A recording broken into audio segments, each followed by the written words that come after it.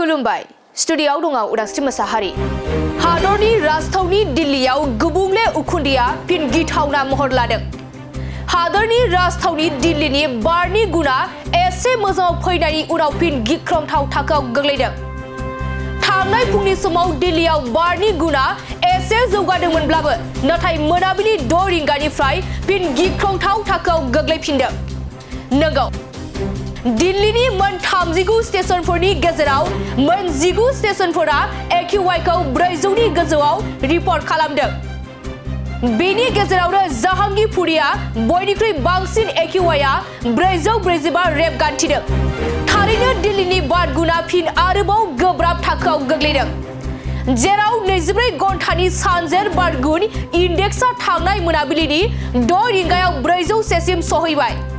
गासै नोगोरमानि 39 नायदिंग्रा स्टेशनफोरनि गेजेराव मोन 19 स्टेशनफोरा सिगांनिफ्रायनो गोब्राब थाखोआव AQI फोरमायथि होबोदोंमोन बेनि गेजेरावनो जाहांगीरपुरीआ बयनिख्रुइ बांसिन AQI-आ 445 रेबगान्थिनाय जादों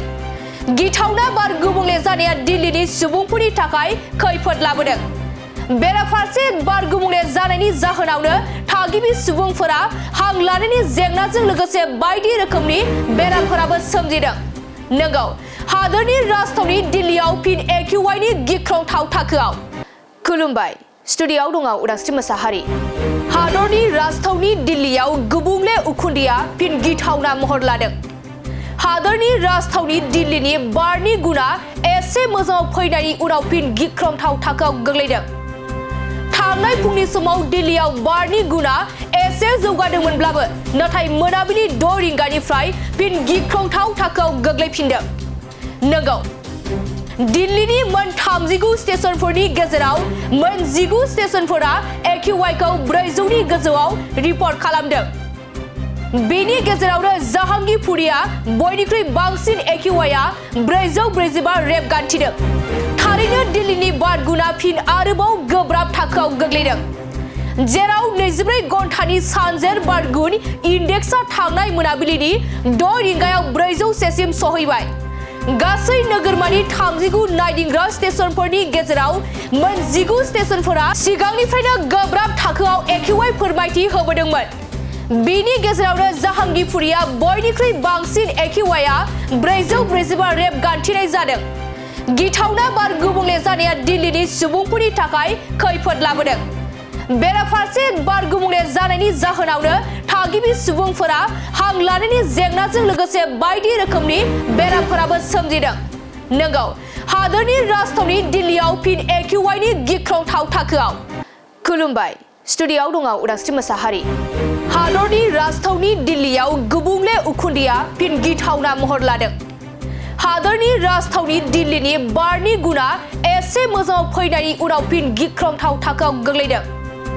थांनाय फुंनि समाव दिल्लीआव बारनि गुना एसे जौगादोंमोनब्लाबो नाथाय मोनाबिलि 6 रिंगानिफ्राय फिन गिख्रंथाव थाखोआव गोग्लैफिनदों नंगौ दिल्लीनि मोन 39 स्टेशनफोरनि गेजेराव मोन 19 स्टेशनफोरा AQI-खौ 400 नि गोजौआव रिपर्ट खालामदों बेनि गेजेरावनो जाहांगीरपुरीआ बयनिख्रुइ बांसिन AQI-आ 445 रेबगान्थिदों थारैनो दिल्लीनि बार गुना फिन आरोबाव गोब्राब थाखोआव गोग्लैदों जेराव 24 घन्टानि सानजेर बार गुन इन्डेक्सआ थांनाय मोनाबिलिनि 6 रिंगायाव 400 सिम सहैबाय गासै नोगोरमानि 39 नायदिंग्रा स्टेशनफोरनि गेजेराव मोन 19 स्टेशनफोरा सिगांनिफ्रायनो गोब्राब थाखोआव AQI फोरमायथि होबोदोंमोन बेनि गेजेरावनो जाहांगीरपुरीआ बयनिख्रुइ बांसिन AQI-आ 445 रेबगान्थिनाय जादों गिथावना बार गुबुंले जानाया दिल्लीनि सुबुंफोरनि थाखाय खैफोद लाबोदों बेराफारसे बार गुबुंले जानायनि जाहोनावनो थागिबि सुबुंफोरा हां लानायनि जेंनाजों लोगोसे बायदि रोखोमनि बेरामफोराबो सोमजिदों नंगौ हादरनि राजथावनि दिल्लीआव फिन AQI-नि गिख्रंथाव थाखोआव